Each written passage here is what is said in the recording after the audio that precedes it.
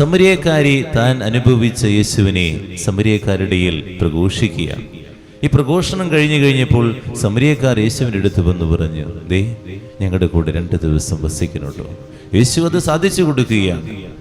കൂടെ വസിക്കുന്നവർക്ക് ചെറിയ ചെറിയ ആഗ്രഹങ്ങളുണ്ടാകും. ഈ ആഗ്രഹങ്ങൾ നമുക്കൊന്നും വലിയ ആഗ്രഹമായിട്ട് തോന്നുകയില്ല, പക്ഷേ അത് നടത്തി കൊടുക്കേണ്ടത് വലിയ കാര്യം തന്നെയാണ്.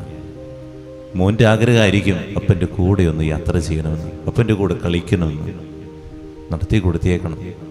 അല്ലെങ്കിൽ ഒരു ഭാര്യയുടെ ആഗ്രഹമായിരിക്കുള്ളൂ ഒരുമിച്ചൊന്ന് പോയി ഒന്ന് ഭക്ഷണം കഴിക്കണമെന്ന്. ചെറിയൊരാഗ്രഹം ഭർത്താവിനോട് പറയുമ്പോൾ നിനക്കൊന്നും പണിയില്ലേ, ഇവിടെ എന്തെങ്കിലും കഴിച്ചാൽ പോരെ.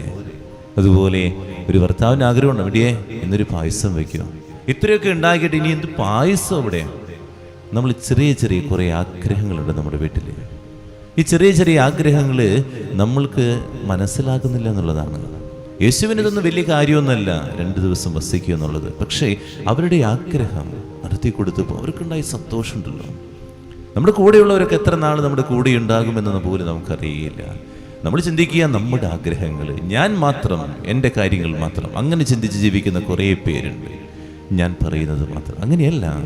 നമ്മുടെ അരികിൽ നമ്മുടെ മക്കളാകാം, ഭാര്യയാകാം, ഭർത്താവാകാം, എന്തെങ്കിലുമൊക്കെ ചെറിയ കാര്യങ്ങൾക്ക് വേണ്ടി ഒന്ന് കൂടെ കളിക്കാൻ, ഒന്ന് കൂടെ ഇരിക്കാൻ, അമ്മയെ ഒന്ന് മടി കിടന്നോട്ടെ, അമ്മേൻ്റെ തലയിലും തലോടി തരൂ എന്നൊക്കെ ഇടയ്ക്ക് വന്ന് പറയുമ്പോൾ അതൊന്ന് അറിഞ്ഞ് ചെയ്ത് കൊടുക്കണ്ടേ. നമ്മൾ ആ സമയത്ത് തിരക്കാണ്, അതും ഇതും പറഞ്ഞ് എനിക്ക് ഈ സമയത്ത് മൊബൈലിൽ കുറേ സാധനം നോക്കാണ്ട്, എൻ്റെ കൂട്ടുകാരി കുറേ സാധനം അയച്ചിട്ടുണ്ട് എന്നൊക്കെ പറഞ്ഞ് തോണ്ടി നമ്മളിങ്ങനെ ഇരിക്കുന്ന സമയത്ത് ഈ തോണ്ടാൻ എൻ്റെ അരികിൽ ഈ അപ്പനോ ഭാര്യയോ മക്കളോ കുറച്ച് കഴിയുമില്ലെങ്കിൽ നമുക്ക് വേദനിക്കേണ്ടി വരും. അതുകൊണ്ട് ചെറുതാകാം, അതിനെ വലുതായിട്ട് കാണാനുള്ള മനസ്സാണ് നമുക്ക് വേണ്ടത്. യേശുവിനതുണ്ടായിരുന്നു, നമുക്കതുണ്ടാകാൻ സാധിക്കട്ടെ. പ്രാർത്ഥിക്കാം.